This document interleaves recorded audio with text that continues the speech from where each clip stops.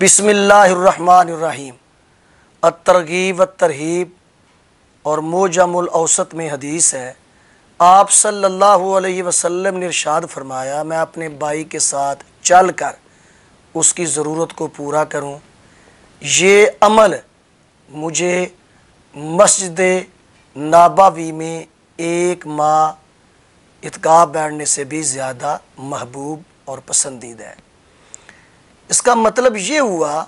کہ آپ صلی اللہ علیہ وسلم یہ سمجھانا چاہتے ہیں کہ کسی بھائی کے ساتھ چل کر اس کی ضرورت کو پورا کرنا، اس کی حاجت کو پورا کرنا، اس کی پریشانی کو اس کے ساتھ جا کر دور کرنا، اس عمل کا اجر و ثواب مسجد نبوی میں 30 دن اعتکاف بیٹھنے سے بھی زیادہ ہے۔ نبی کریم صلی اللہ علیہ وسلم نے آگے ارشاد فرمایا کہ جو اپنے بھائی کے ساتھ چل کر جاتا ہے، اپنے بھائی کے ساتھ جاتا ہے اس کی ضرورت پوری کرنے کے لیے، اس کی کسی پریشانی کو حل کرنے کے لیے، حتیٰ کہ اس کی ضرورت پوری کر دیتا ہے،